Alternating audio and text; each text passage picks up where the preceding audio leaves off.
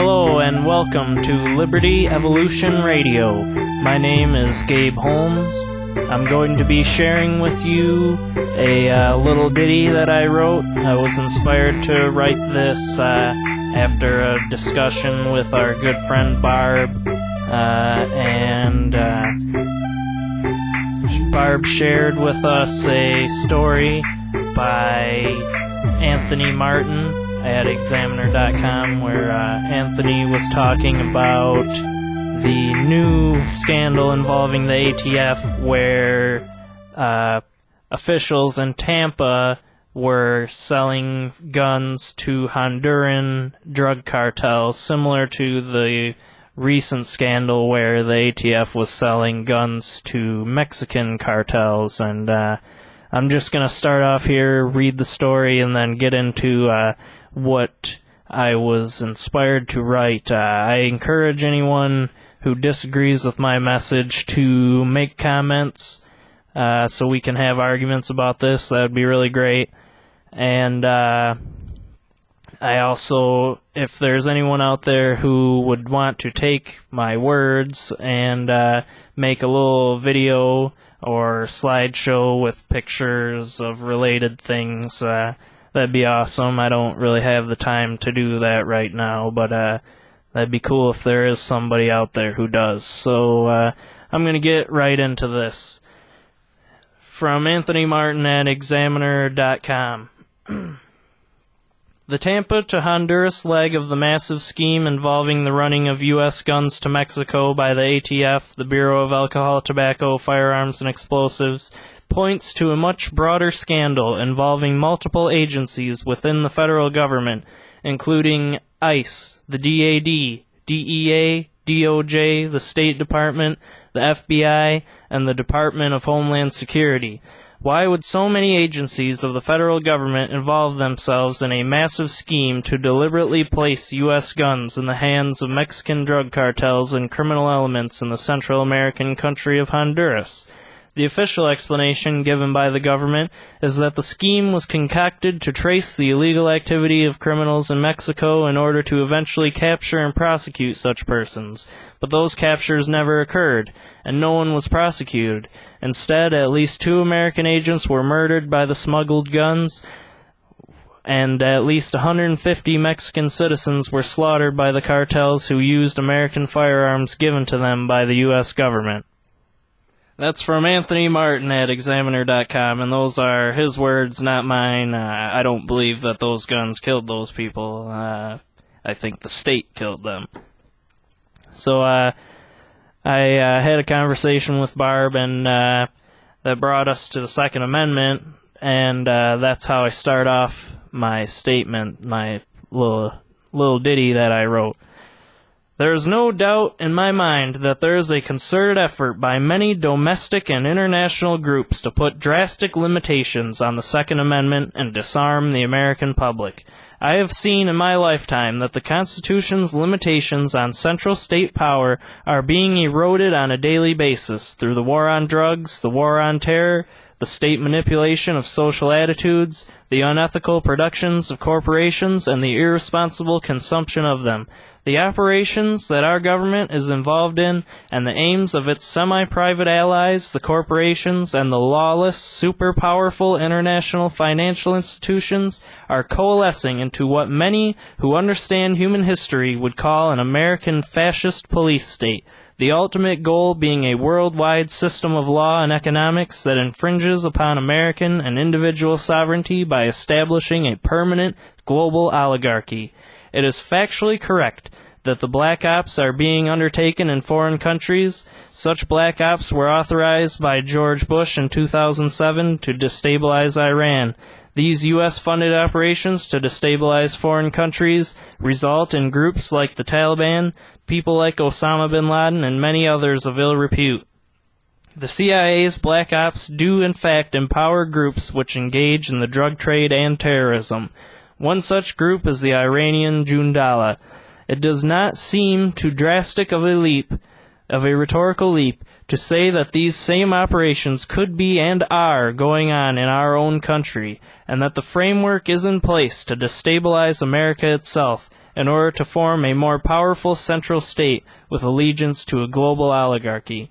We must remember that in an oligarchic system, orders come from the informed few and are carried out by the masses of hypnotized bureaucrats and private citizens whose careers and lives depend on performing these operations and truly believe that they are doing good for their country and others. Cannot our own federal government be but mere bureaucrats, following an international or domestic oligarchy? If not today, they certainly can be someday very soon. The only nonviolent solution to this problem would be for us citizens to use our still existent liberties and still powerful system of law to cut off the head of the oligarchy by eliminating the federal bureaucracies and placing nearly all powers in the hands of the individual states, or dividing them into regions that can be ran solely by the states who belong in those regions and returning those powers to individual states over time. A republican form of government was intended to limit the ability of an oligarchy taking control of the central state, because the acquisition of power is limited by many tiered elections, and because a law, the Constitution, is in place to prevent key rights from being infringed upon.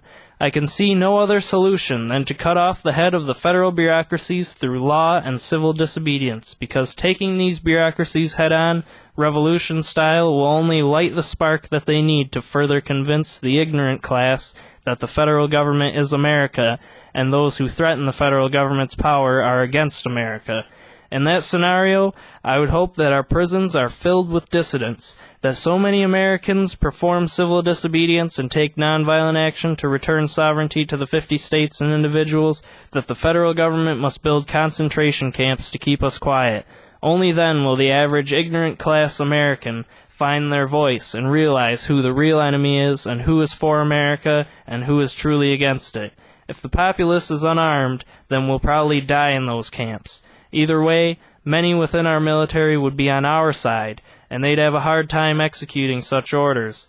That is, unless there is a global oligarchy in place, who will import soldiers from other lands to enforce the international law, which would criminalize such uprisings. This doesn't need to happen, and it certainly would take a catastrophe, federal, state-created, or otherwise, in order for this leap to be taken. But don't doubt for one moment that there are tens of thousands of Americans who presently work for the government, or will sign up for such work, who would love to put a bullet in the head of some maggot-infested hippie like you or I, and there are many bigots who would not think twice about rounding up dark-skinned people and killing them either. I've heard and seen messages from such bigoted groups before, and they do not care whether you are an American or not. That said, most in the U.S. military would never do such a thing, and that is why preventing a global oligarchy with the means to import foreign soldiers is key. We need to become leaders and create leaders in our movement. The first step is to awaken as many as we can to what is going on. Show them the state's hand in the cookie jar. They will take it from there. We need to be writing books, making art, doing demonstrations, doing public speaking, starting physical groups which have real meetings and make it clear that we love this country, we wish for it to survive as a bastion for freedom forever, and that we can grow and thrive as a nation and society if we reject and make impotent the powerful forces which seek to erode our foundational principles from the inside. I hold no allegiance to any other nation. I believe wholly in the idea that the United States was founded under, and know that the lofty goals which our experiment tried to make a reality can and will be accomplished. There have been many points in our history where the experiment seemed to have failed. We need to learn from those failures and better ourselves. I can point to many examples, but we can see in our time in the past how technology is a double-edged sword. Innovation created the cotton gin. If the cotton gin was not invented, slavery would have continued its decline and our nation would never have had to fight within itself to abolish that evil act. However, the invention of the cotton gin accelerated the slave trade and made the southern states very powerful, and the northern states began profiting off of it. This fact in itself does not prove that America's experiment is flawed, only that society is flawed in its application of its innovations and its will to do what it knows is wrong for self-benefit. I can point to these black ops as a similar example. Of course, on the surface, what they seek to accomplish by threatening autocratic hegemony in the world looks good to a lot of people, particularly when those tyrants in the world have committed horrible acts. But we need to examine if the nature of our operations are consistent with our aims, and evaluate if such actions actually empower autocracy and threaten liberty. I would say that they do. And 9/11 and the resulting worldwide warfare and the inevitable war with Iran, who we've driven into alliances with other autocratic states, can and will threaten the cause of liberty for the benefit of parties wishing to enrich themselves on warfare, much the way the users of the cotton gin did benefit from slavery so long ago. Oh, thank you very much. My name is Gabe Holmes from Liberty Evolution. I look forward to hearing from you. Goodbye. Go to part 3 to hear the next portion of Liberty Evolution Radio.